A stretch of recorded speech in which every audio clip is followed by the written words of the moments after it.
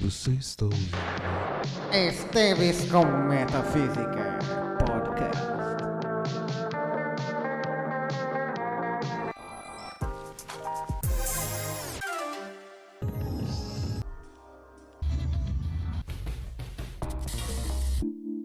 Leandro Lima ele vai dizer que, e ele usa algumas evidências do livro de Daniel e tal, de que havia um principado demoníaco na Terra, e quando Cristo faz o sacrifício, o principado demoníaco acaba, e a segunda volta de Cristo vai ser para aniquilar Satanás, mas Satanás já não é mais príncipe dessa terra. E tem várias evidências mesmo, depois você dá uma lida no livro.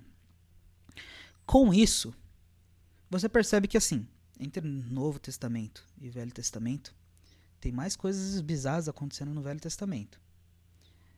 E muitas realmente, tipo, coisas estranhas são atribuídas a Deus, mas outras são atribuídas a espíritos malignos. E eis a minha pergunta. E assim, pensando nos gregos também, porque tipo assim, eles iam coisas... assim, eu não acredito que tudo que os gregos escrevem é só invenção da cabeça deles. Sabe, eu não acredito que, tipo assim, eles não viram nada de sobrenatural, é tudo invenção, é tudo isso. Eu acho que realmente algumas coisas eles viram. E pensando em outras culturas, eu não acredito que, tipo assim, as outras culturas do paganismo e tal, e do islamismo, eles não tivessem realmente visto coisas sobrenaturais. E aí, a minha pergunta é: quão bizarro deve ser antes de Cristo viver no mundo com vários espíritos aí rodando a terra e fazendo coisas bizarras? Será que não era assim?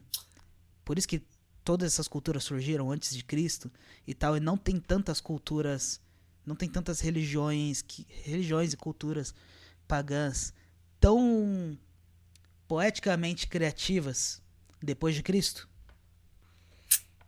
Não sei.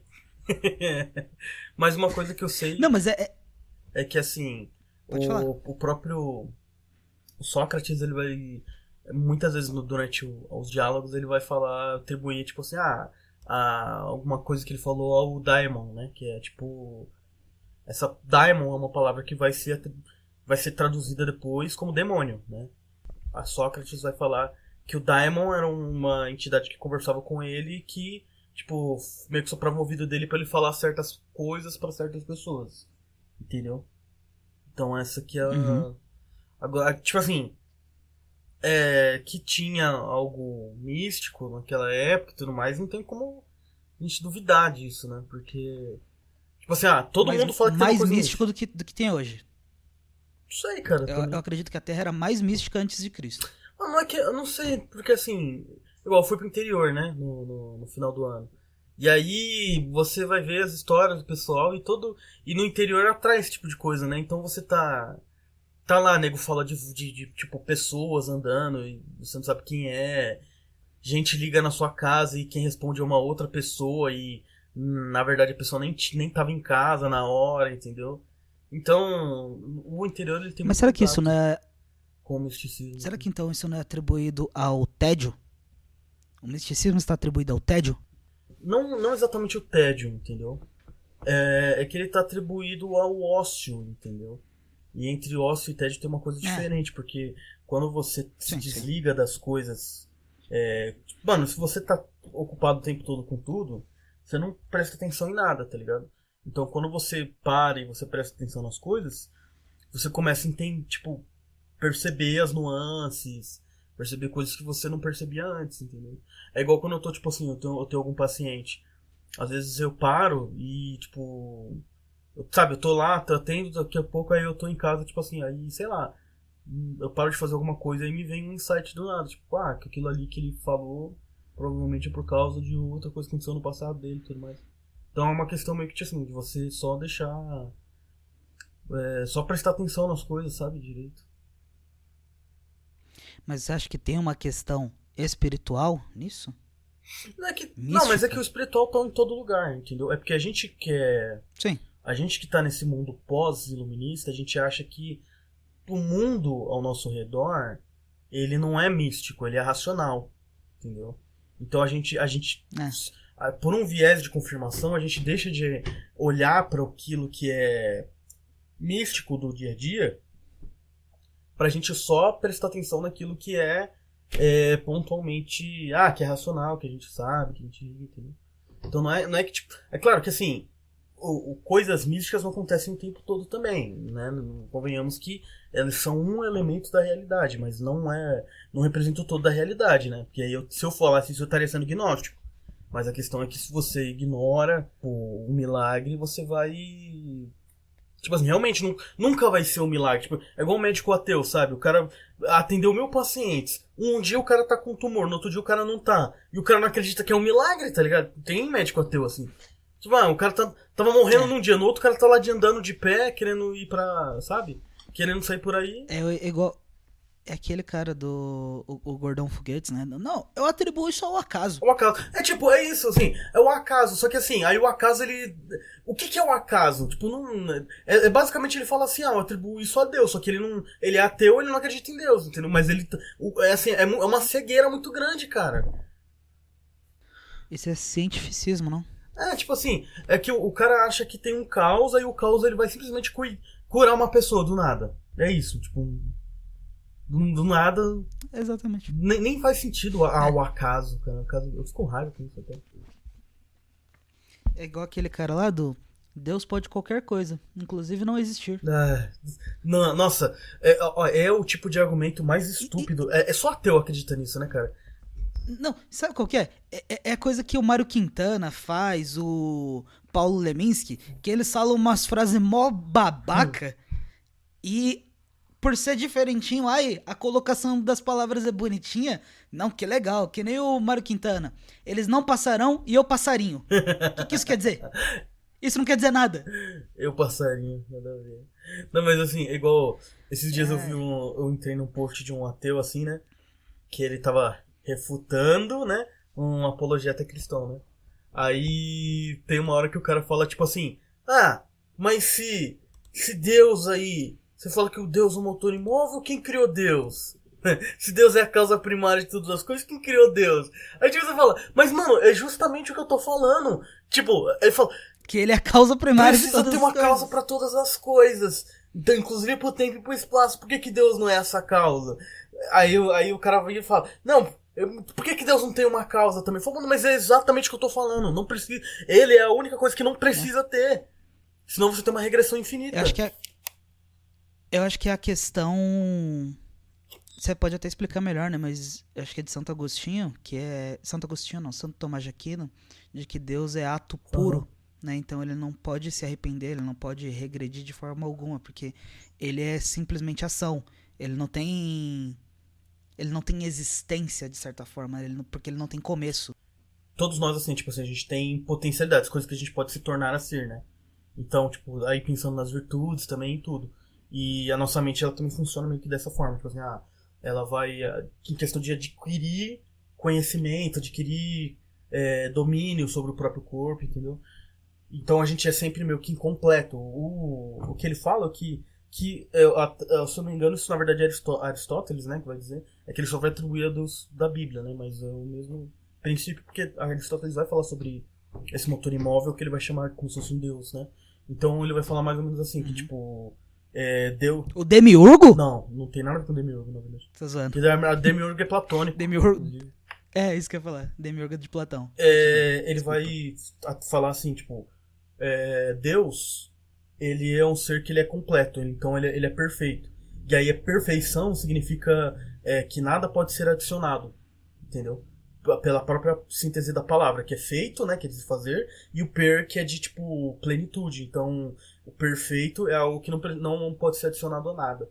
Então Deus, a ideia de Deus ser o ato puro é porque ele tem a distinção entre ato e potência, né? Então a potência é algo que pode chegar a ser, e o ato é o ser em si. Então, tipo, e todos os seres têm essas possibilidades de atualização, que é de deixar de ser algo e se tornar outra coisa. Então Deus, ele é completo, por isso que ele é o ato puro, porque ele não tem nenhuma potência nele, né? E quando você entende isso, consegue entender porque, por exemplo, não faz sentido você dizer que Deus, ele respeita o livre-arbítrio do homem de forma que ele não interfere no livre-arbítrio do homem. Não pode ser isso. Porque senão ele estaria, tipo, deixando de ser também, entendeu? É uma das questões pelas quais eu entendi que, tipo assim, o arminianismo ele é tão falho como tese, entendeu? O problema não é nem tanto, não é só uma questão de interpretação bíblica, é que como teoria o arminianismo é muito falho. Tipo, ele não se sustenta de nenhuma forma, entendeu? Você tem que fazer uma ginástica um exercício muito grande de lógico para você conseguir fazer com que caiba Deus precisar ir até o homem para ver a fé dele, ou seja, ele tem que buscar uma informação que não está nele para que ele possa fazer os próprios planos, entendeu? Então Deus é incompleto segundo o arminianismo. Entendeu? Hello, I'm here for the small business seminar. Michael? Nein, I'm Greek. My name is Mykonos. Ooh. Oh. Wait, Michael. Michael. Okay. I am the plant. If you change your mind, why don't you talk to Mykonos? Is Mykonos Greek? He sounds Italian. Ugh, you're the fifth person to tell me that today.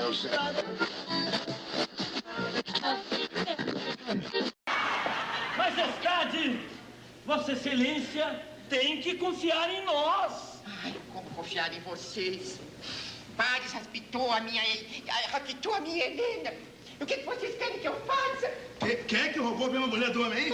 Pares. Pares! Ímpares! Ganhei!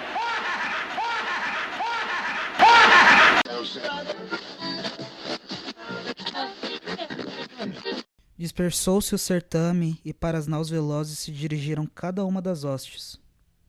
Pensaram então deleitar-se com o jantar e com o sono suave. Porém Aquiles chorava, lembrado do companheiro amado. E não tomou o sono que tudo domina, mas voltava-se de um lado para o outro, saudoso da virilidade e da força potente de Patroclo, rememorando tudo com que ele fizera e sofrera ao atravessarem as guerras dos homens e as ondas dolorosas. Recordado destas coisas, derramava lágrimas copiosas, ora deitado de lado, ora deitado de costas, ora deitado de cara para baixo. Mas logo em seguida se levantava para caminhar vagueando pela orla do mar, e despercebida não lhe passava a aurora quando surgia sobre o mar e a praia, mas atrelava ao jogo de carros os céleres corcéis, e arrastava o cadáver de Heitor, que amarrara atrás do carro. E depois que o arrastara 3 vezes em torno do túmulo do falecido de Menécio, de novo se deitava na tenda, mas deixava Heitor estendida de cara para baixo na poeira. Porém Apolo afastava da carne todo o aviltamento com pena de Heitor, até na morte. Cobriu-lhe o corpo com toda a égide dourada, para que Aquiles não lhe dilacerasse a carne ao arrastá-lo.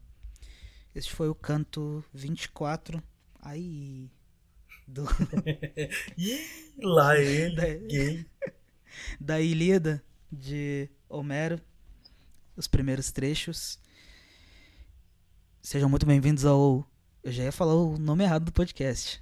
Esteves com Metafísica Podcast. Eu sou André Oliveira e aqui ao meu lado está ele. Silas Oliveira, diretamente da Cidade dos Cavalos. Diretamente da Cidade do Cavalo. Não, é dos São Paulo é o quê? Eu estou na Selva de Pedra. Na cidade de Terra da Garoa, né? Terra da Garoa. Terra da Garoa e um rapaz da Cidade do Cavalo. E falando sobre 24, acho que os gregos eles são meio chola, né? Não? Tá, depois a gente vai para esse pensamento. Vamos continuar aqui que a gente começou falando sobre a questão do arminianismo, que você disse que como teoria ele é falho.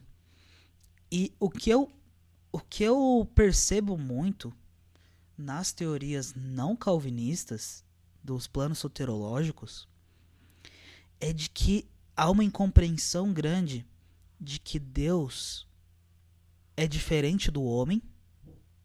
Então eu acho que tudo que eles tentam construir é sempre atribuindo pensamentos e sentimentos humanos a Deus.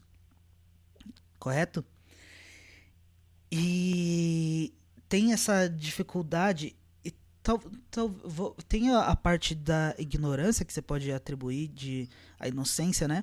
De que realmente é uma dificuldade em entender Deus como um ser diferente da gente, mas eu sinto também com uma certa arrogância de nós tentarmos, eu odeio esse termo, mas colocar Deus numa caixinha, ou também, é que me fugiu a palavra que eu tô tentando buscar, mas a gente, principalmente quando vamos falar de soteriologia, eu sinto que todos os outros modelos não calvinistas considera o nosso conceito não considera a depravação total de que o nosso conceito de justiça é depravado.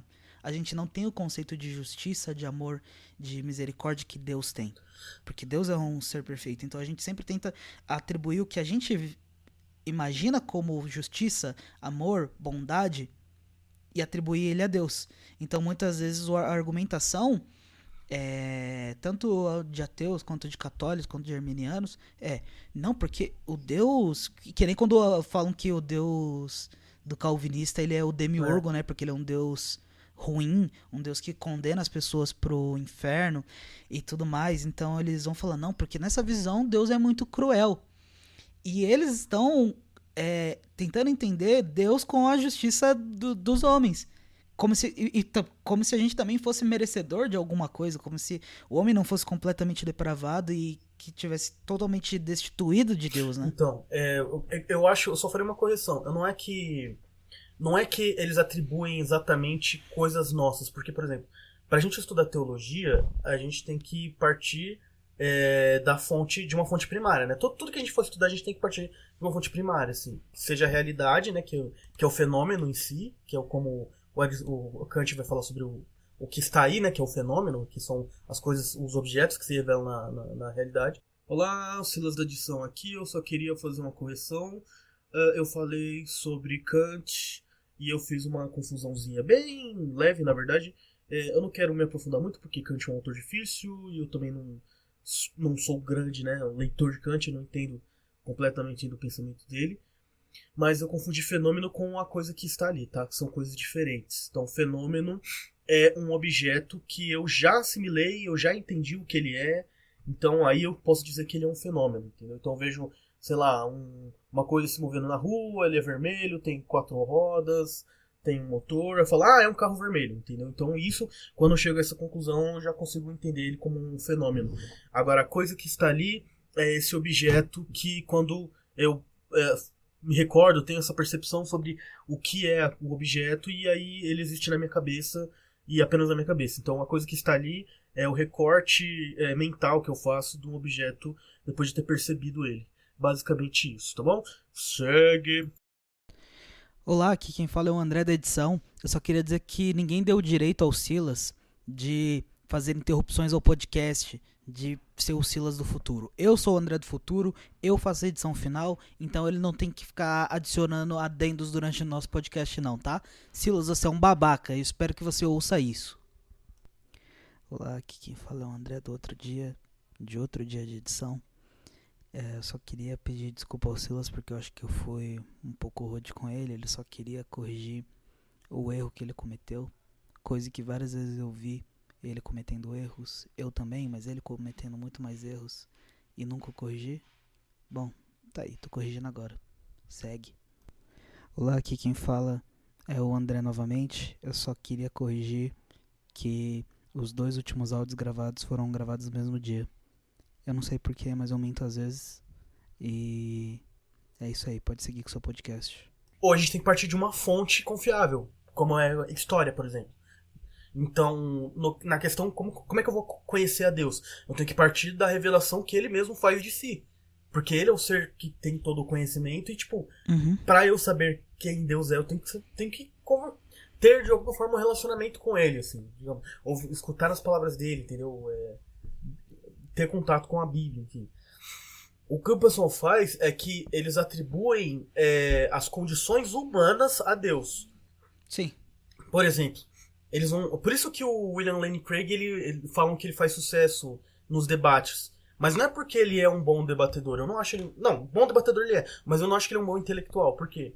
Porque ele parte de muitos pressupostos que são humanistas, que são ateus. Que é, por exemplo, falar assim: Sim. Deus deixar. O Lewis faz a mesma coisa. Então, ele fala assim, ó. Deus, ele não é injusto porque ele deixa o homem ser livre. Só que é a mesma coisa que eu falo assim, eu não sou um mau pai por ter deixado meu filho tomar veneno, porque eu deixei ele livre pra fazer as escolhas dele. Então, a partir do momento em que eu me abdico da minha interferência, que é de uma forma que cause o mal a um objeto, a um outro ser, eu tô sendo injusto sim, eu tô sendo irresponsável sim, entendeu? Então, ou Deus, ele é um ser que domina todas as coisas e ele ativamente quer que pessoas vá pro inferno para que ele mesmo demonstre porque ele quer. Ele não precisa se justificar sobre isso. Se todo mundo fosse pro inferno, Deus continuaria sendo justo, entendeu? Agora, ele também é misericordioso, então ele faz com que as pessoas deixem de ir pro inferno e sigam a ele. Então isso é uma perspectiva divina. É isso que eu tenho um pouco de... esse é um problema dos arminianos, sobretudo, né? Porque quando eles vão falar sobre o calvinismo, eles atribuem muito essa condição humana. Tipo, Deus ele não precisa seguir as mesmas regras que a gente, porque é ele quem cria todas as coisas. E ele tem conhecimento além do nosso, entendeu? Onde eu quero chegar, por exemplo, a ideia de que Deus ele quer que as pessoas livremente cheguem até ele, amem a ele.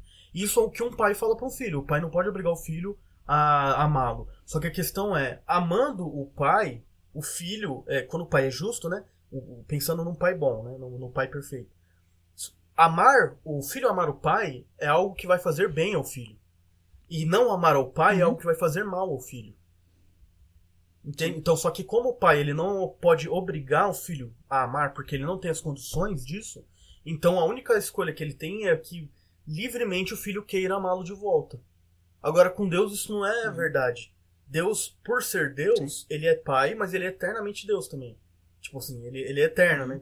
Então, ele não pode simplesmente... Tipo assim, ele tem o poder de fazer com que as pessoas o amem. E se ele não fizer que as pessoas o amem, nenhuma pessoa no mundo, então talvez ele não seja um Deus de amor, ou não seja um Deus misericordioso. Mas como ele faz isso ativamente, então ele é um Deus misericordioso. Mas ele também é justo, então ele também pune o pecador, entendeu? Uhum. O que eu sinto muitas vezes é de que há um problema de interpretação metafórica e poética nesse tipo de coisa também, de as pessoas não entenderem até onde as metáforas vão, né? Porque assim, a gente usa a figura de pai com Deus, mas a gente tem que entender que essa figura, nenhuma metáfora ela é absoluta, porque ela não é exatamente a coisa. Se não é exatamente, não é a mesma coisa. Em algum momento vai ser falho. A gente usa essas metáforas. Tá, Deus é rei, mas rei tem... Deus vem de alguma linhagem? Não. Porque todo rei, ele vem de uma linhagem real. Se ele não vem de uma linhagem real, ele é um tirano. Tá? Tirano não necessariamente tem uma conotação ruim. É porque... o tirano é quem justamente captura o poder, né? Que abdica, quem pega o poder, né? Pra cima. É, quem toma o poder e que não é de uma linhagem real. Então, o Édipo rei, o certo é Édipo o tirano, mas como tirania, com o passar do tempo, foi tendo uma conotação ruim e Édipo era um bom governante, eles decidiram nas traduções aqui colocar Édipo. Na verdade, Édipo ser rei é um spoiler, né? Porque ele não é um tirano, de verdade. Também. Ele ao mesmo tempo é rei e na verdade, tirano. Ele é Sim. os dois. Mas acho que eu digredi um pouco. Ah, tá. Então, é isso, é essa questão deles. Quando a gente vai falar que Deus é pai, eles vão atribuir todas as características de pai a Deus, e isso é um erro. E isso é muito claro em todas as metáforas da Bíblia, por exemplo, quando a gente vai falar de Cristo e a igreja. Cristo é o noivo, a igreja é a noiva. A metáfora para por aí. Eu entrei numa discussão uma vez para falar sobre, acho que era cantares, mas porque, tipo assim, as metáforas elas vão só até certo ponto. Você fala, Cristo é a noiva que espera no altar, Cristo é o noivo, e a igreja espera no altar que a noiva espera o noivo chegar. Tem essa metáfora. A metáfora ela acaba por aí. Você não vai continuar falando, beleza, e depois tem a lua de mel que é aquilo, você não vai continuar com esse tipo de metáfora. Então, não sei, não acho que seja um problema de falta de riqueza literária, porque tem muitos desses caras que são eruditos, que né? consomem muita literatura, né? Que são, mas eu acho que a falha filosófica deles é nisso, né? De continuar considerando as metáforas. É que eu acho que também, assim, toda metáfora, todo termo que você vai usar pra se referir a Deus, ele vai ser necessariamente incompleto, né? Tipo assim, igual esse cara que eu fui na palestra dele, e aí ele era psicólogo e teólogo, né? Aí ele tinha um negócio que você tinha que se olhar Deus como um pai, não como Deus, não como juiz, não como... E foi justamente o questionamento que eu fiz pra ele. Eu falei assim, tá, só que Deus, ele se apresenta como um Deus. Ele se apresenta como um juiz. Eu não posso... Ele se apresenta como rei também, né? Como monarca absoluto. Então eu não posso simplesmente ignorar aquilo que ele falou. Porque senão eu não tô... Eu estou criando um próprio Deus na minha cabeça. Eu não tô me dirigindo a um Deus real, entendeu? E aí, aí o cara ficou balançando. Ele não soube responder. E só que é uma coisa muito óbvia. Tipo... sabe? Sim. Mas é que nem... Toda frase que você vai falar, a vida ela vai estar incompleta porque não tem como numa frase eu descrever toda a complexidade da vida. A vida é sofrer? A vida é sofrer. A vida é amar? A vida é amar. Mas eu não posso colocar nunca de forma... A vida é um absurdo, que nem... A vida... Eu acho que a vida é um absurdo. Mas não é só isso, cara. É complicado, cara. É complicado. E puxando o gancho, Silas, a respeito a ideia de atribuições humanas a divindades, tem uns caras que são muito bons nisso. Quem? Inclusive, condenaram um homem por questionar isso. Quem? Que são os gregos. Achei que você ia falar dos judeus.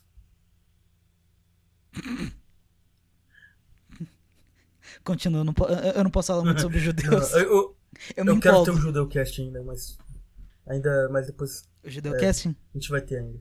Mas vai ser difícil, né? Tipo assim, eu vou ter que... Sei lá, nunca mais vou me sentar de costas pra uma porta. A gente tá falando dos gegros, né? Dos gregos. É interessante isso, né? Que, tipo, tem justamente essa questão. Os gregos, eles são pagãos, tudo mais. E Pagões. Pagãos? Não, é pagãos mesmo, eu tô te zoando. São pagãos. Só que ao mesmo tempo eles influenciam muito a nossa sociedade, né? E inclusive há influência grega na Bíblia. No sentido, tipo assim, o grego foi utilizado para ser... né, pra escrever o Novo Testamento. E você tem, por exemplo, as cartas de Paulo e em Hebreus, você tem uma sistematização daquilo que está sendo dito, tipo assim, dos argumentos e tudo mais, que acontece por causa da filosofia grega. Porque tanto o livro de Hebreus quanto o apóstolo Paulo, aliás, o livro de Hebreus foi escrito por, né, um judeu helenizado, assim como o apóstolo Paulo era um judeu helenizado. Então ele tinha conhecimento da filosofia grega, entendeu? Sim. Deixa eu só abrir um parênteses aí. Só o fato da Bíblia ter textos escritos em grego já vai ser, obviamente, uma influência... a gente não está só utilizando o idioma, a gente não consegue utilizar o idioma sem utilizar a cultura, porque o falar, ele vem como as pessoas percebem a realidade, como elas esboçam os sentimentos que elas têm, esboçam as descrições das coisas, e tudo vai estar envolvido na cultura. E ainda mais... Tudo bem, eu posso falar em português e usar só termos genéricos que vão descrever muito pouco minha cultura. Mas, assim, quando a gente está falando de línguas primárias, assim, das primeiras que foram inventadas, tudo, como não tem tempo de mutação e não tem tempo de influência estrangeira, tudo que você está dizendo é um pouco mais claro, de certa forma. Não tem espaço tanto interpretativo quanto as línguas antigas têm. Então não tem como ele utilizar o grego e não ter influência da cultura grega, seja dos poetas, seja dos filósofos. E é por isso que ele também é escrito em hebraico, né, a Bíblia. Porque eu acho que também é uma forma de você quebrar essa influência, não completamente, mas você conseguir, tipo... Porque, por exemplo, é interessante quando a gente coloca o termo Hades e Sheol, né? Porque eles se referem ao mesmo lugar. Só que Hades, pro grego, não é um lugar de fogo, de danação e tudo mais. Hades é só o subsolo. Só o submundo, no caso, né? Não tem essa questão de tormento eterno e tudo mais. Mas Sheol, acredito que tenha, né? Eu não conheço o hebraico, assim, aprofundadamente mas eu acredito que sim. Então... Mas tem momentos que a Bíblia vai utilizar, acho que é nas cartas de João ou nas cartas de Pedro. Nas cartas de Pedro. A palavra Tártaro, né? Tártaro. E Tártaro é o mais profundo ainda do que o Hades, porque é onde ficam o Cronos e a Gaia. Então é tipo um lugar onde estão, tipo assim, os suplantadores, né? Aqueles que estão tentando destronar Zeus, assim, digamos assim. Pessoas, os agentes do caos, digamos assim. E no texto que ele tá usando, ele tá se referindo à prisão de demônios, né? Então faz sentido ele tá falando sobre o Tártaro, de um lugar mais abaixo que o Hades, né? Mas o que a gente tava falando. Sócrates, ele é condenado justamente por questionar os deuses gregos, né? Tem gente que vai dizer que ele vai pra uma corrente ateísta, mas eu acho que faz muito mais sentido que ele vai falar sobre Não tem como ter tudo isso aí de Deus, eles dividirem poder, né? Tem que ter um Deus só. Ele é acusado de ateísmo, mas ele também é acusado de ser um revolucionário. Monoteísta. Revolucionário, né? Monoteísmo, né? Eu acho que é monoteísmo que ele é acusado, né? É que eu não cheguei a ler a apologia a Sócrates. Mas é uma coisa certa, né? Tipo assim, ele tá acusado justamente porque ele entendeu uma parada ali, que é tipo, tem uma... Não tem como, né? Pela lógica você vai chegar. E até uma questão do que o Calvino ele vai falar sobre a graça comum. A graça comum que faz com que as pessoas consigam... A revelação comum, que é o que faz com que as pessoas consigam, pela realidade, conhecer a Deus. Pelo menos, assim, a ideia de Deus. E eu acho que o apóstolo Paulo, em Romanos, acho que é do capítulo 1, se não me engano, ele vai falar que pela razão o homem ele consegue entender a Deus. Por isso que nenhum homem é indesculpável, né, perante Deus. Eu acho engraçado falar Calvino porque meu gato se chama Calvino. Aí quando eu não falo João Calvino, eu fico pensando no meu gato toda vez, mas tudo bem. Continue. Então, aí é que entra uma questão, né? Porque com os neocalvinistas, eles têm uma crítica muito ferrenha à cultura grega. Eles falam que o cristianismo ele foi paganizado pelos gregos. Por causa dos gregos, né? E não pelos gregos, mas por causa dos gregos. E aí é que entra uma questão, aonde até que ponto isso é verdade? Porque eu acredito que é verdade em certo nível. Porque quando a gente pensa, por exemplo, na Idade Média, claramente aquela ali não é uma civilização cristã, é uma civilização cristã, que foi de um cristianismo paganizado. Você comparar a sociedade grega, a sociedade medieval com o cristianismo primitivo é uma coisa muito diferente uma da outra, né? Não tem como você fazer essa comparação. Sim. Não, e não só dos gregos, né? Porque você vai ter ali na Inglaterra influência do paganismo deles mesmos, então vai ter aquela questão de Merlin e tudo mais. E aí tem a briga lá com os nórdicos, que a cultura nórdica acabou sendo absorvida também pelo cristianismo, pela cultura viking. E detalhe também, no lado reformado, você também tem uma coisa assim, porque a cultura celta e escocesa também tem misticismo. Também tem o próprio misticismo dela. Não, todas têm, né? Toda cultura que não é cristã tem isso, né? Então, só que aí que tá. Os neocalvinistas, eles sugerem que as sociedades calvinistas que surgiram depois, e que aí, assim, só para o pessoal aqui entender, mesmo que você seja um arminiano da Inglaterra, dominada pelos puritanos, você está numa sociedade calvinista, entendeu? A ideia é que o calvinismo ele deu uma liberdade de religiosa maior do que o luteranismo e que o catolicismo.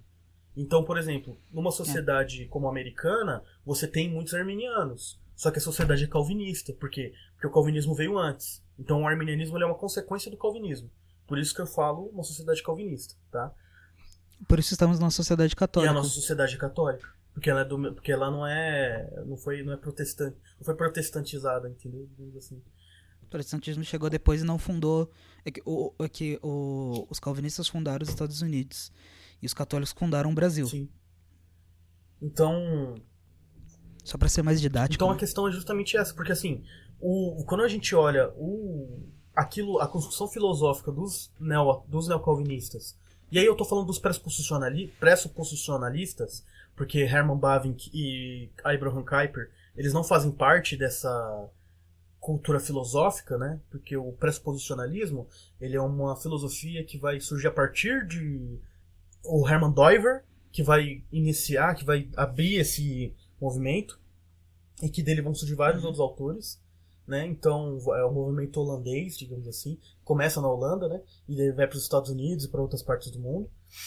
Eles utilizam da filosofia grega também, porque o conceito de metafísica, o conceito de dialética, o conceito de epistemologia, todos esses conceitos foram fundados pelos gregos.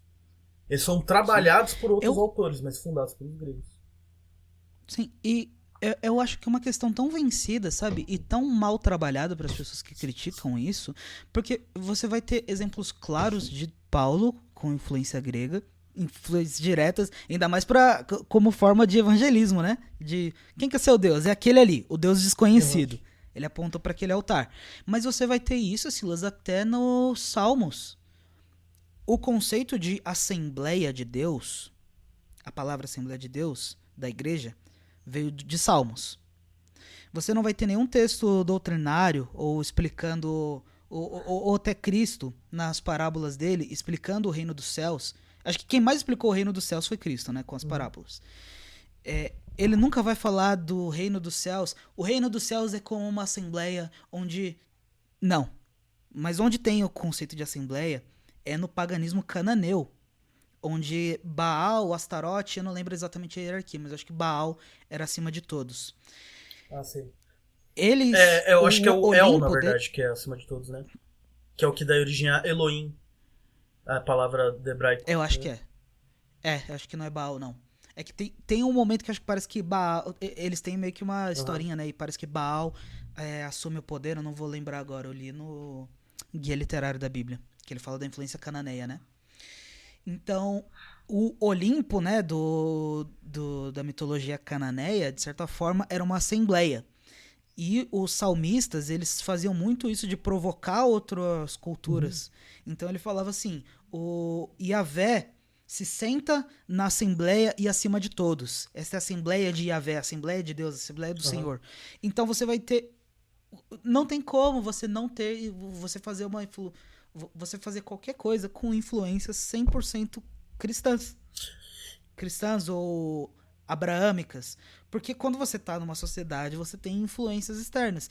E isso não é ruim, isso não é pecado. A questão é que, assim, qual que é a grande a falha ali nessa ideia muito radical dos neocalvinistas? Digamos assim, a Bíblia ela não escreveu sobre tudo, né? É o que o Agostinho ele vai falar, né? Ele fala que assim, eles têm 2 livros da revelação de Deus. Que um é as escrituras e o outro é a natureza. E aí, no caso, seria então o pensamento... A ciência, né, no caso. Porque Deus faz se revelar também pela ciência. Claro que ele não faz se revelar de forma salvífica, né? Que a salvação pertence somente a Cristo e Cristo só é revelado pelas escrituras. Mas a questão é... Todo o cristianismo que vai ser... Eles mesmos, como eu falei, eles mesmos vão ter influências que não são cristãs. Mas o que a gente precisa ter noção é que a influência cristã não pode colidir com as influências externas. O que eu quero dizer com isso? Tipo assim, não é errado a gente ter influência grega. O errado é que essa influência grega, ela suplante o cristianismo. Ou ela, de alguma forma, corrompa o cristianismo. Sim. Que é o que acontece, por exemplo...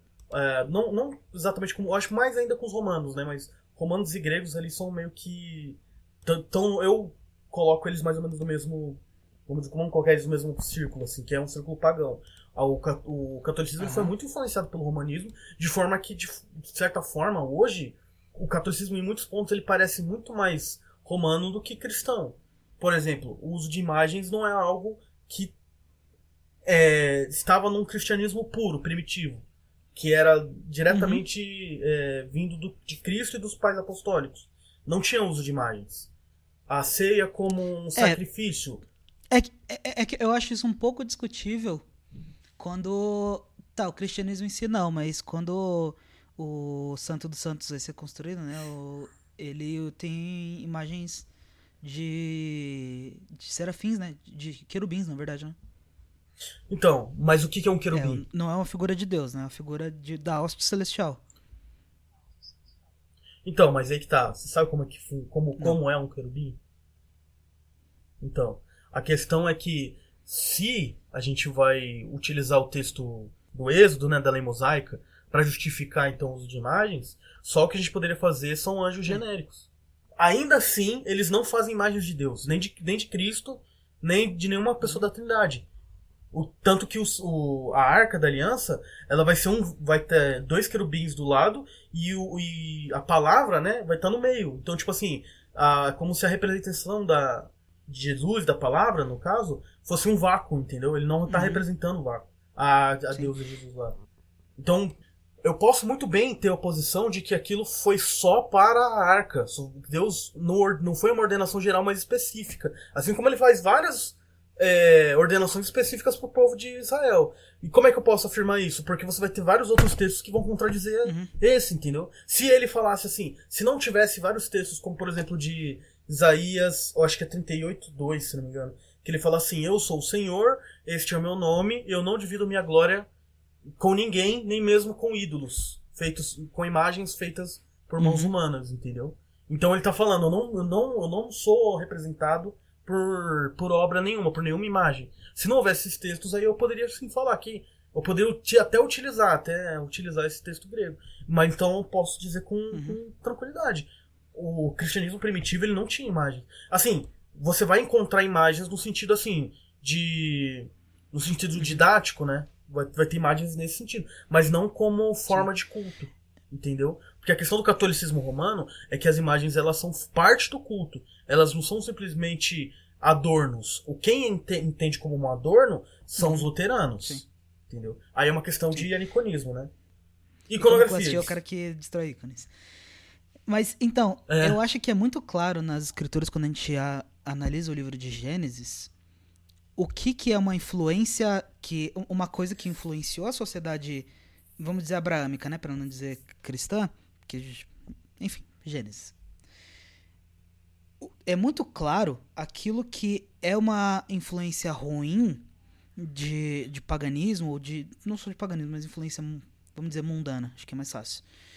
E as influências boas. Quando você vai olhar o texto de Gênesis 4, eu até abri aqui para ver se eu não estava enganado, mas você vai ter a descendência de Caim. E aí da descendência de Caim você vai ter Jubal, que ele criou a harpa e a flauta, então ele é o pai da música.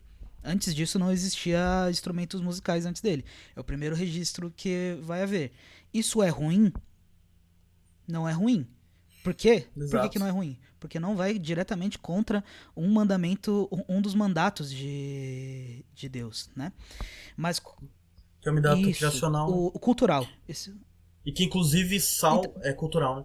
E inclusive em Salmos ele vai falar, louvai a Deus com harpa, né? Sim. E aí, o que é interessante? Agora deixa eu esquecer qual que é o descendente. Eu acho que é Lameque. Lameque, dos descendentes de Caim, aqui acho que tem 2 Lameques nessa descendência. Lameque, ele é a primeira pessoa a ter mais de uma esposa. E por que isso é uma influência externa, uma influência mundana que é errada? Porque vai direto contra o que Deus fala, que se unirá o homem e sua mulher e juntos serão uma só carne.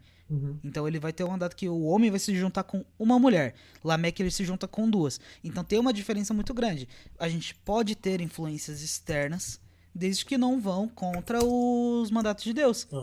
Eu acho que é uma questão fácil. Eu não sei por que tem tanta discussão disso. Não é. É que assim, eu não acho que é fácil. Porque, por exemplo, quando você pega, por exemplo, o conceito de alma, tem uma discussão grande antropológica, né, dentro do cristianismo, que é: você é a favor da dicotomia ou da tricotomia? ou então da união, da unidade, eu esqueci agora o nome, que é a posição do Bavinck, que inclusive é a posição que eu defendo, olha como eu sou relapso, mas da unidade corpo e alma, né? Que, assim, então, assim, é uma discussão que vai existir, porque a Bíblia não é muito clara nisso. Existem pessoas que vão acreditar que o homem ele é composto de corpo, alma e espírito, que os pentecostais acreditam nisso, alguns arminianos também. Você vai ter os dicotomistas, que aí são tricotomistas, né? Você tem os dicotomistas, que são influenciados pelo platonismo e neoplatonismo, e que vão dizer que o ser humano ele é composto de uma divisão, né, entre alma e de corpo e alma, né? Então, você entende que, assim, dicotomia, a gente usa essa palavra pra falar sobre coisas que tão separadas, né? Então, tipo assim, eu tô numa dicotomia. Existe uma dicotomia, às vezes. Esse grupo vive uma dicotomia, tipo, eles vivem numa divisão onde os dois se opõem, né? Então. Divisão de dois, né? Pra diferenciar com a tricotomia, que são. Mas aqui a ideia de divisão, ela também é tanto é porque a gente usa esse termo dicotomia, mas como um termo análogo, né? Mas a tricotomia, ela tem o mesmo, só que eu só coloco um ponto a mais, que é o espírito, entendeu? Então, mas todos acreditam que eles estão em briga, em disputa. E você tem o que o Herman Bavinck e o João Calvino e outros reformados vão defender, que é uma unidade entre corpo e alma. Então, não é que a gente está numa disputa interna, nós somos os dois. Nós somos corpo e nós somos alma. E é por isso que a morte, ela é a divisão primária entre corpo e alma. E por isso que nós só somos ressurretos de forma plena quando nosso corpo e nossa alma se juntam e entram em confluência, digamos assim, novamente, né? Em harmonia. Então, a questão é que tanto para Platão, que ele tem aquela coisa de você dominar o só corpo, e aí o corpo, a tendência primitiva, os impulsos sexuais, e inclusive quando eu estudo, né, psicologia e eu tive alguns professores que eram católicos, e eles vão falar sobre tipo, a questão do espírito, muito tipo assim, porque o espírito é onde está a racionalidade, a alma onde está os sentimentos, e o corpo é onde estão a questão primitiva, os impulsos animais, entendeu? Então ele vai falar que tem uma disputa entre esses, né? Entre os três ali. E a diferença é que tanto dicotomista quanto aquele que acredita na união corpo e alma, né? Na unidade de corpo e alma, eles creem que existem dimensões diferentes da alma. Então tem a dimensão racional, mas tem uma dimensão também emotiva. Então são como se fosse um cubo mágico, né? Pensa aí você num dado que tem várias faces. Essa é a alma, entendeu? Já o tricotomista, ele acredita que a razão, por exemplo, ela tá num ente externo. E aí é esse ente externo que se comunica com Deus, entendeu? Sim. Nossa, que podcast bom, né? Amarradinho. Verdade. Eu achei que a gente nem ia falar sobre os gregos aqui. Mas a gente pode fazer outros podcasts. A gente dá pra fazer uns 3 podcasts sobre gregos, porque a gente tinha 3 aspectos que eu queria falar dos gregos, que seria a influência cristã e falar sobre isso, né? A influência deles na sociedade, que a gente nem falou tanto. Acho que a gente pode até falar agora. Mas também tem os aspectos freudianos e o terceiro aspecto eu esqueci. Mas uma coisa que eu acho interessante, eu li ontem, A Greve do Sexo, de Aristófanes. A gente nem falou de Aristófanes e Sócrates, né? Mas a Greve do Sexo, eu acho interessante que as relações entre homem e mulher que a gente tem na nossa sociedade hoje, não sei se você vai concordar, mas eu acho que eles são muito mais parecidas com o que os gregos pensam do que exatamente com o que tá nas escrituras. Sim. Né? Eu acho que você acha que tem a ver com democracia isso? Cara, não democracia, porque a democracia é tipo assim, a corrupção da república, né? Segundo o Platão. Platão, ele não escreve um livro A Democracia, ele escreve um livro A República, né? E aí a democracia é uma corrupção, que é a ditadura, a democracia é a ditadura da maioria, né? E agora eu vou falar o que é república, desculpa, eu não gosto de política a ponto de entender de formação do Estado tanto assim, tá? Filosofia política Odeio filosofia política, mas tudo bem. Aí quando você fala sobre essa questão, eu achei muito interessante, porque assim, os gregos, em toda a teologia, toda a mitologia grega, você vai ver que a referência que eles têm de mulheres tem uma certa depreciação, só que como é que você pode falar sobre isso? Tem gente que acredita que os gregos eles eram muito machistas, mas como é que você pode falar sobre que os gregos são machistas quando tem figuras como Hera, Atena e... como é que é? A Vênus? Afrodite? Que são tão, tipo assim, elas estão o tempo todo passando a perna nos homens, elas são muitas vezes mais astutas que os homens, muitas vezes melhores do que os homens em muitos aspectos. A própria mulher ateniense, ela tinha direito a voto, a da Esparta também tinha direito ao voto. Então, a questão é, essa ideia de uma igualdade entre homem e mulher, ela é muito mais pagã do que cristã, e daí eu concordo. Porque nas escrituras você não tem algo tão próximo a isso, apesar de que as escrituras elas também vão se aproximar bastante dessa... de não diminuir a mulher, né? Tipo assim, Cristo, ele se revela para as mulheres. Em todas as escrituras vai ter inúmeras mulheres que vão ser exemplos melhores de fé do que os homens. Inclusive eu tava estudando, eu tava vendo ontem sobre a questão de Débora, né? Porque nego geralmente usa Débora para falar sobre uma igualdade dentro da igreja, né? E aí a questão é que assim, Débora ela só é convocada por Deus porque o outro homem, que eu esqueci o nome dele agora, não queria entrar em combate. Pela covardia do homem, Deus levanta uma mulher, entendeu? Sim. Mas o que eu acho interessante é porque nas escrituras você vai ter uma relação de submissão entre homem e mulher muito forte. Você não vê essa igualdade no falar que eu vejo aqui nos gregos, né? Eu acho interessante porque eu me surpreendi quando eu li essa peça, que a greve do sexo basicamente é assim. Lisístrata é uma mulher que tá de saco cheio de guerras entre os gregos, né? E ela fala, não, então a gente precisa fazer a paz, só que os homens não querem a paz. O que a gente vai fazer? Ela convoca todas as mulheres de toda a Grécia para a Acrópole, e na Acrópole ela fala assim, olha, vocês vão fazer greve de sexo com os maridos de vocês, vocês não vão deitar com eles enquanto eles não votarem pela paz, basicamente. É uma comédia, então, outra coisa que é muito interessante que, tipo... Isso a gente pode deixar quando a gente for falar mais do parte freudiana, mas é engraçado quando você vai ver alguma coisa do século V a.C. e tem piada de pinto e peido, sabe? Sim, é as piadas que a gente faz hoje, né? Da quinta série. Mas isso é muito legal, cara. Agora, assim, tem até uma coisa que eu queria comentar, só que eu esqueci de falar. Eu acho que é o Ovídio, se não me engano, que ele vai ser um dramaturgo, que ele vai escrever muito sobre as mulheres... Que é quem escreve sobre... Se não me engano... aquele... Ovídio é dramaturgo? Acho que não é Ovídio. Acho que eu não esqueci agora então o nome dele. Se não foi Ovídio, eu esqueci. Não sei se é Eurípides esse. Porque... Ovídio, acho que ele é o historiador. Deixa eu até pensar. Porque o Ovídio ele escreve, se não me engano, os Amores, não é? Eu acho que as Metamorfoses. Metamorfose também. Vamos. Mas... Beleza, de qualquer forma, Eurípides, beleza. E Eurípides, ele vai falar muito... É porque Ovídio era grego. Grego não, romano. Beleza. Não era grego. Então tá certo mesmo. Eurípides, ele vai falar muito sobre as mulheres. Então ele vai ter várias peças onde as mulheres são protagonistas. E ele vai se importar muito com a psicologia da mulher. Inclusive as pessoas acabam até achando que ele era uma mulher, na verdade. Entendeu? Porque é um cara que escreve tão bem assim. Apesar de que eu acho que acontece a mesma coisa com o russo lá, o Tolstói, né? Porque eu acho que aquele livro, a Felicidade Conjugal, ele é um livro que ele fala muito sobre a psicologia feminina. E é muito bonito o livro, ainda assim. Sim, sim. Eu acho que é muito difícil ser uma mulher, ainda mais porque a maior parte dos dramaturgos gregos, eles também atuavam.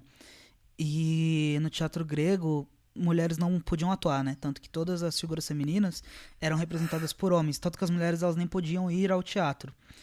Só que isso torna um pouco mais engraçado quando você tem esse aspecto e você vai ler uma comédia, que nem esse aqui, A Greve do Sexo, é muito mais engraçado você imaginar uns caras barbudos fingindo ser mulher. E tem uma cena que Cleonice ela vai apalpar os seios de Lâmpito. E aí você imagina um homem apalpando. Tipo assim, se você tá vendo uma cena de duas mulheres, você fala, nossa, isso é muito sexual e tal, assim. Mas quando você lembra que eram atores homens, e tem essa cena aqui, ó. É difícil, Cleonice dizendo. Enquanto isso, abre a roupa de Lâmpito e ele descobre os seios. Que peitos maravilhosos, Lâmpito. Para, você me apalpa como se eu fosse uma galinha. Quando você entende que são dois homens ensinando isso, Fica mais a engraçado. peça fica muito mais engraçada. Muito mais engraçado. Mas sobre isso de machismo, é bizarro porque, assim, Aristófanes, que escreveu essa peça, e todos os homens são meio paspalhos, e a única mulher, a única pessoa, as pessoas astutas nessa peça mesmo são a Mirrina e Lisístrata, que são mulheres. Os homens são todos patetas nessa peça, sabe? Não tem um homem astuto, inteligente nessa peça, então, sim. Bobagem de moderno que não entende que não entende como que as coisas eram feitas na Grécia. É que é um sentimento moderno de você achar que tudo, assim, se achar superior, se achar que tudo que veio antes é inferior, inclusive algo que não é cristão, entendeu? Tipo assim, esse que é o ponto, tipo, o grego ele não é cristão, então, essa visão que eles têm, se hoje esse pessoal moderninho fosse atrás dos gregos, eles seriam mais inteligentes, assim, né, do que eles são hoje. Sim. Então, porque os gregos têm muito a ensinar as pessoas. Só que eles também não são, aquela coisa, é muito anacronismo, porque assim, é um termo muito moderno, né? Você achar que realmente o grego ele tá se importando com uma coisa assim, sendo que ele tira sarro dos dois. Esse é o ponto, ele tira sarro dos dois, ele não tá interessado em ser machista ou ser feminista, ou ser misândrico, ou ser red pill, sabe? Aí tem o cara pior ainda, né? Que o cara fala assim, não, o Platão era totalmente red pill, mano.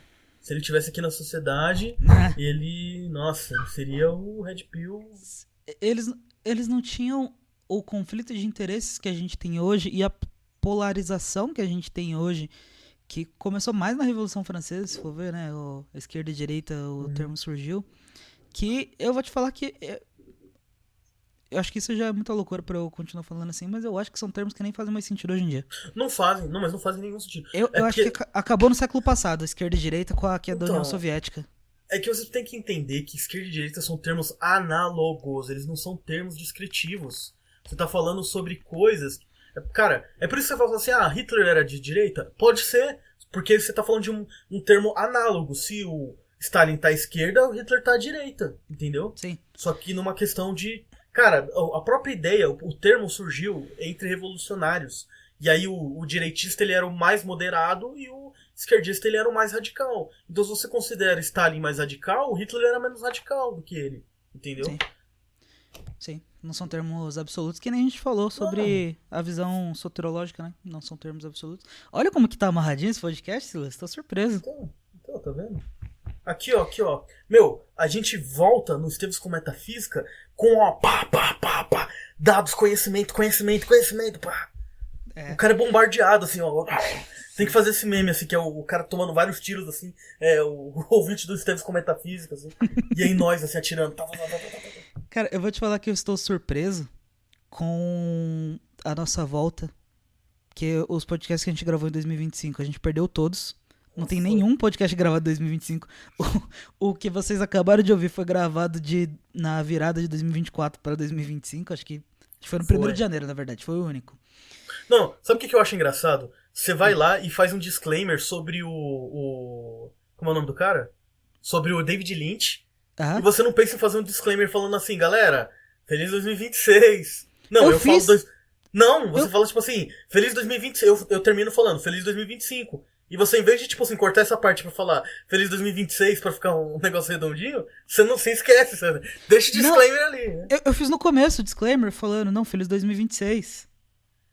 Não, mas você deixa eu falando feliz 2025, tornando anacrônico o nosso podcast. Nós somos tão anacrônicos quanto a Divina Comédia, tá? Nunca li. Burro. Eu só li o Inferno também, né? Você falou, eu li a Divina Comédia. Tem 3 livros, eu li um só. Mas tá bom. Então você que ouviu o Esteves com Metafísica podcast, tô brincando. Galera, esse foi o podcast. Espero que vocês estejam com saudades, porque eu estava morrendo de saudade. Foi um ano que eu fiquei chorando muito com saudade do Esteves com Metafísica. Eu adoro ficar horas editando o podcast, cortando o podcast, ouvindo minha voz de novo e vendo como eu tenho dificuldade de oratória. E sim, é isso aí, cara. Nos siga nas redes sociais aí, @SMPodcast. Divulgue pros seus amigos. Fale assim, amigo, ouça esses rapazes. Eles são tão bonitos. Eles são tão filosóficos. Exatamente. Eles têm tanta lucidez. Exatamente. Eles falam bem do neocolonialismo? Às vezes. Eles falam mal dos gregos? Às vezes. Às vezes. Eles são cristãos? São. Mas eles são... Pensei que você ia falar às vezes também. Eu falei, não. Cristão sempre. Eles são cristãos sempre. Mas eles... Aí que tá. Eles se deixam levar pelo mainstream cristão? Às vezes também. Não. Droga. Que saudade, César, que eu tava aqui do meu velho banco. Porque a praça é... Nossa! Ela é muito nossa! Tchau, tchau, pessoal!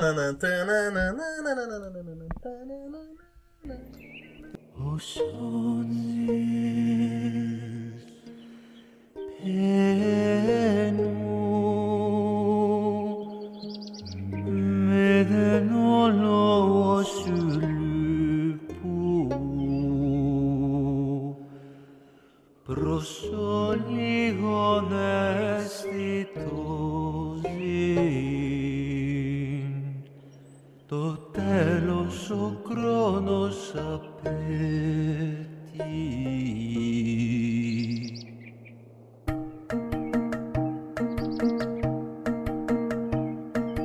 Όσον ζεις παίρνου με δεν όλο σου λυπού προσώ λίγον αισθητό ζει το τέλος ο χρόνος απέτει.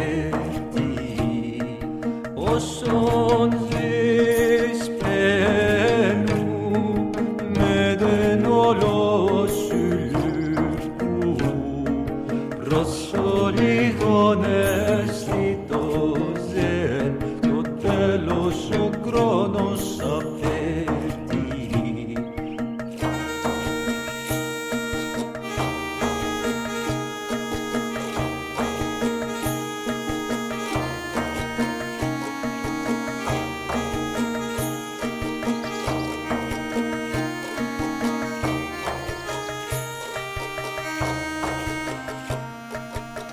Όσον ζεις παίρνου με δεν όλο σου λυπού προσώ λίγον αισθητό ζει το τέλος ο χρόνος απέτει. Όσον ζεις παίρνου με δεν όλο σου προσώ λίγον αισθητό ζεν το τέλος ο χρόνος απέτει.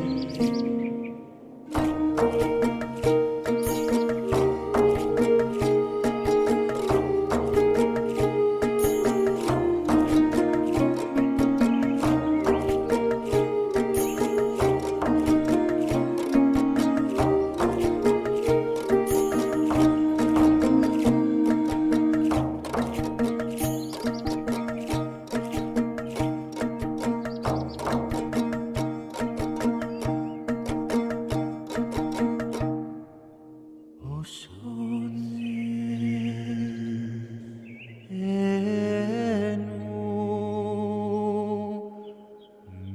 με δεν όλο σου λυπού